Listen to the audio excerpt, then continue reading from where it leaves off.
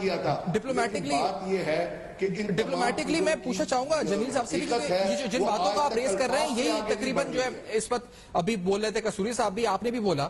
میں آپ سے پوچھنا چاہوں گا جمیل احمد صاحب, کیا ملٹریلی اور بوتھ ڈپلومیٹکلی اب اس کو سسٹین کرنا ممکن ہے بھارت کے لیے کشمیر کے اس مسئلے کو اور پرولونگ کر سکے؟ جمیل صاحب. بالکل ہمیں ملٹریلی تو بالکل سسٹین کر سکتے ہیں. کچھ مواقعوں پر ہم نے مواقع کوئی بھی ہیں, اگر ہم چاہتے تو ہم ایڈوانسمنٹ کر سکتے تھے, لیکن ہمیں انٹرنیشنل قوانین کی پاسداری کرنی تھی, جس کی وجہ سے ہم وہ نہیں کر سکے.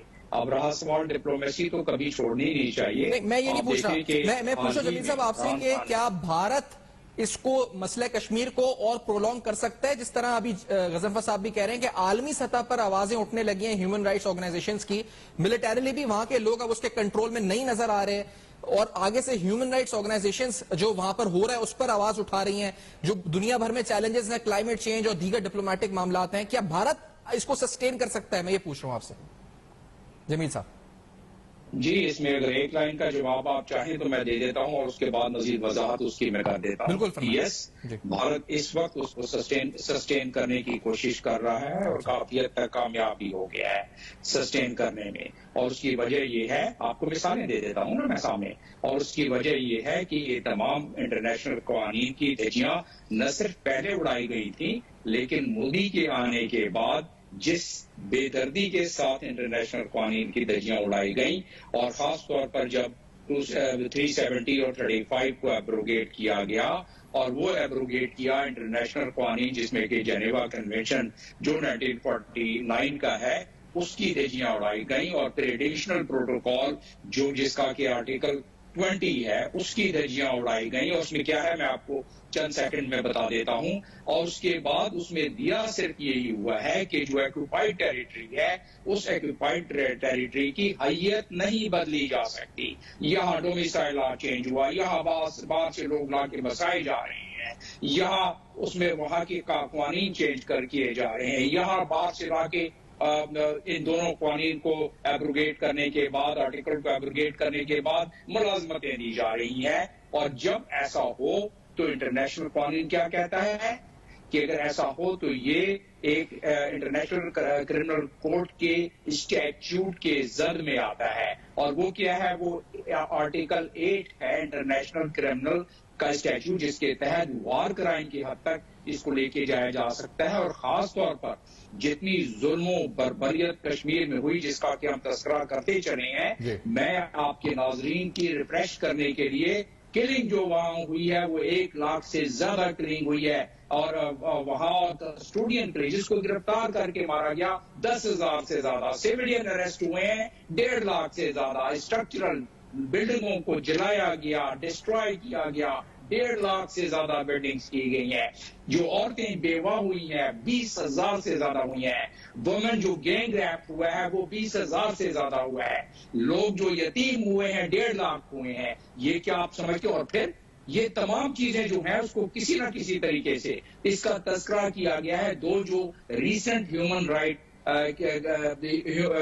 کمشنر کی جو رپورٹس شائع ہوئی ہیں, آنسوؤں کے ساتھ ہیومن رائٹ کمشنر, اور ہیومن رائٹ کا ادارہ جو ہے وہ اقوام متحدہ کا ذیلی ادارہ ہے, آنسوؤں کے ساتھ جب اس نے وہ رپورٹ پیش کی تو آپ کیوں نہیں اس چیز پر ہم غور کرنے کی کوشش کر رہے ہیں پورے منحاص القوم کہ پھر بھی کیوں کان پر جون رینگتی نہیں ہے؟ آپ نے کہا کہ کیا انڈیا پریشر سسٹین کر لے گا, اس نے اتنی خطرناک رپورٹس کی پریشر سسٹین کر لیا. اور کیوں کیا؟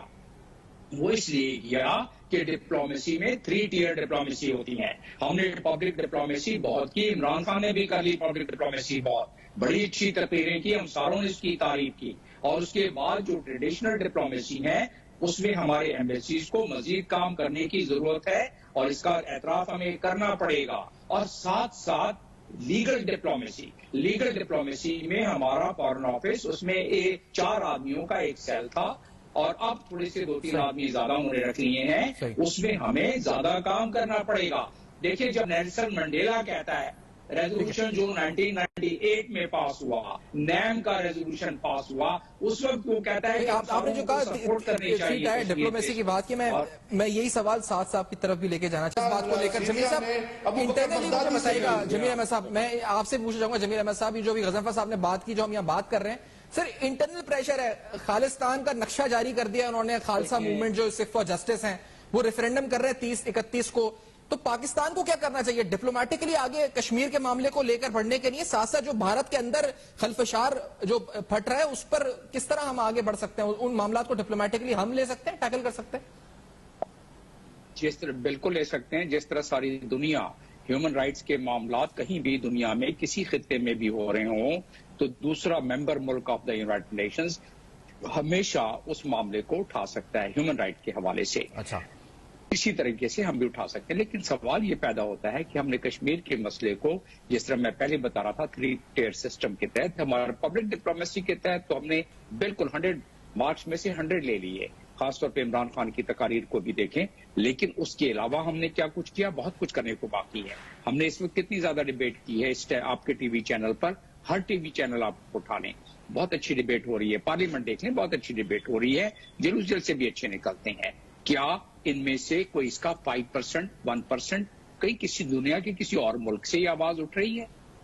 अगर नहीं उठ रही है तो उसके लिए तरीकाकार है, हमें इसके एडवोकेसी में ज्यादा हमें मजीद तकोदो करनी पड़ेगी।